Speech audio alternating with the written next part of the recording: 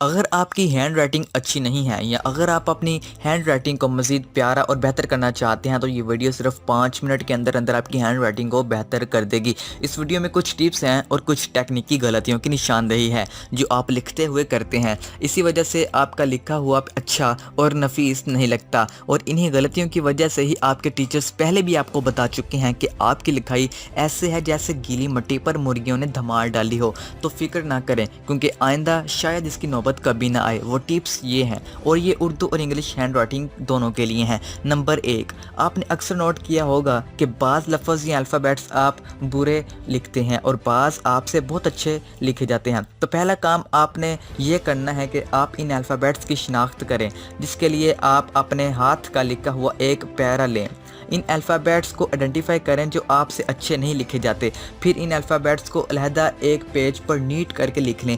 بڑے آرام اور احتیاط سے ایسے لکھیں جیسے آپ انہیں اپنی ہینڈ رائٹنگ میں دیکھنا چاہتے ہیں۔ اس طرح پیج پر لکھنے کے بعد آپ ان الفابیٹس کو اور اچھی طرح لکھنے کی کوشش کریں اور آہستہ آہستہ اپنی سپیڈ کو بھی بڑھاتے جائیں، اور آپ جب بھی کاپی پر لکھنے بیٹھیں تو بڑی حاضر دماغی سے ان الفابیٹس کو ویسے ہی لکھیں جیسے آپ ان کی پریکٹس کرتے ہیں۔ نمبر 2، الفابیٹس کے پروپورشن اور سائز کو ہمیشہ ایک جیسا رکھیں۔ آپ کی رائٹنگ میں ایسا نہیں ہونا چاہیے کہ بعض لفظ اور الفابیٹس کا سائز بڑا ہو اور بعض کا چھوٹا، یا کہیں پر اگر ایک ہی الفابیٹ دوبارہ آ رہا ہے تو اس کا سائز بھی مختلف نہیں ہونا چاہیے، ورنہ آپ کی لکھائی بڑی گندی نظر آئے گی۔ اس طرح اردو کی رائٹنگ میں بھی جو الفاظ یا الفابیٹس بالکل ایک جیسے ہیں انہیں سارے صفحے پر بالکل ایک جیسے سائز اور شیپ میں لکھنے کی کوشش کریں۔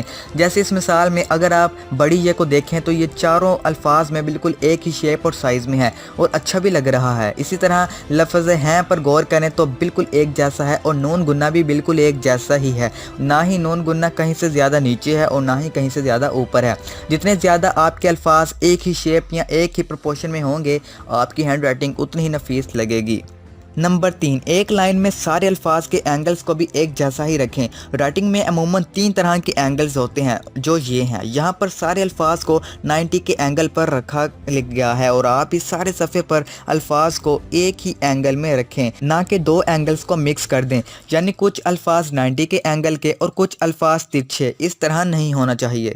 نمبر 4، الفاظ کے درمیان گیپ کو بالکل ایک جیسا رکھیں۔ اگر پورے صفحے پر ہر الفاظ کے درمیان ایک جتنا گیپ ہوگا تو آپ کی ہینڈ رائٹنگ کہیں زیادہ زبردست اور اچھی نظر آئے گی۔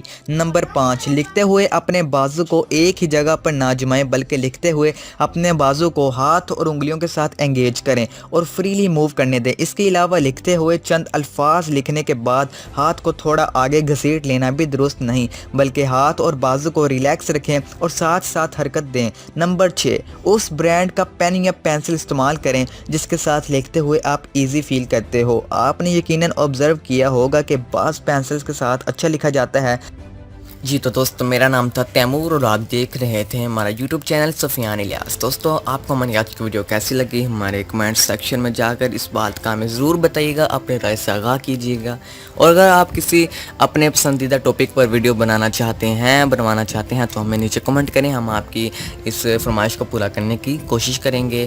اور جلد سے جا کر ہمارے چینل کو سبسکرائب کریں۔ آپ کو نیچے ریڈ کلر کا سبسکرائب کا بٹن نظر آ رہا ہوگا، سو پلیز جلدی سے جائیں اور ریڈ کلر کے بٹن کو دبا کر ہمارے یوٹیوب چینل سفیان الیاس کو کر لیں سبسکرائب، اور ساتھ میں ایک بیل کا آئیکن بنا آ جائے گا، آپ نے اس کو پریس کر کے آل پر سیٹ کر لینا ہے، پھر میں جو بھی ویڈیو اپلوڈ کروں گا اس کا نوٹیفیکیشن آپ کو سب سے پہلے مل جائے گا۔ تو چلیے فرینڈس، ملتے ہیں ایک نیکسٹ انفارمیٹیو ویڈیو کے ساتھ، تب تک کے لیے اللہ حافظ۔ پاکستان زندہ باد۔